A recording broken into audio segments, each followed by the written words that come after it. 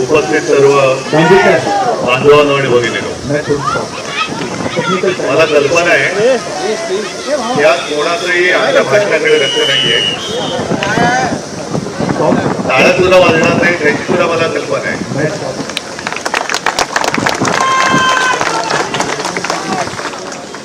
मी सर्वप्रथम सुनील तुला आणि आपल्या सर्व या सहकारी शिवसैनिकांना धन्यवाद देतोय.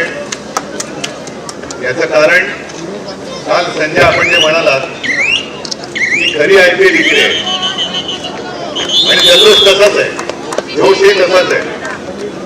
फक्त एकच फरक आहे, IPL मध्ये कोणता खेळाडू कधी कोणत्या संघात असतो ते कळत नाही. आणि मागे मी एकदा बोललो होतो की अनेकदा आपण टीव्हीवरती मॅच बघत असताना आपण म्हणतो अरे हा आपला खेळाडू आहे, आता तो त्या संघातून खेळतोय.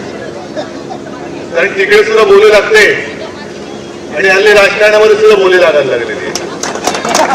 त्याची बोली आली तिकडे खेळाडू जातात, पण ह्या कबड्डीत तसं नाहीये. कबड्डीमध्ये एक संघभावना आहे आणि खरं म्हणतात तर अनेक वर्षांनंतर कबड्डीचा सामना बघतोय. असं सुद्धा तुम्ही बघू शकत नाही कारण तुमचा उत्साह आहे.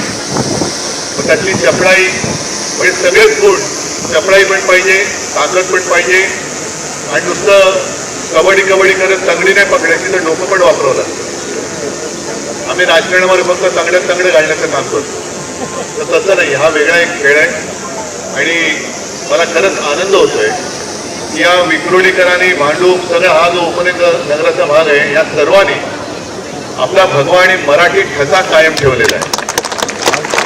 असेच सगळे जर आज जसं बंगालमध्ये बंगाली एकवटले, तमिळनाडूमध्ये सगळे तमिळन एकवटले, हा जोश पाहिला तर मला असं वाटतं महाराष्ट्रामध्ये सुद्धा मराठी माणूस महाराष्ट्रीयन म्हणून एकवटल्याशिवाय राहणार नाही. आणि आपला जो भगवा आहे त्या भगव्याचं तेज हे तुम्ही कायम ठेवलं, याबद्दल तुम्हाला सगळ्यांना धन्यवाद देतो. जास्त या खेळामध्ये मी व्यत्यय म्हणून येऊ इच्छित नाही. या स्पर्धांमध्ये जेवढे संघ ज्या संघांनी भाग घेतलेला त्या सगळ्यांना शुभेच्छा देतो. आणि आता ते सुद्धा हे सामने मला वाटतं उद्या अंतिम फेरी आहे, तर उद्या अंतिम फेरीत येण्यासाठी आणि उद्या अंतिम फेरीत येतील त्यांच्यासाठी सुद्धा मी शुभेच्छा देतो. आणि सुनील आता ही परंपरा म्हणून पुढे चालू ठेव, कारण हळूहळू मैदानी खेळ कमी होत चालले, मैदानं सुद्धा कमी होत चालले. त्याच्यामुळे आपण नाही तर दुसरं कोण वाचवणार. तर ही परंपरा आता सुरू ठेव आणि परत सगळ्यांना एकदा धन्यवाद देतो. जय हिंद, जय महाराष्ट्र. दोन्ही संघ निदान रेषेवर उभं राहिलेले.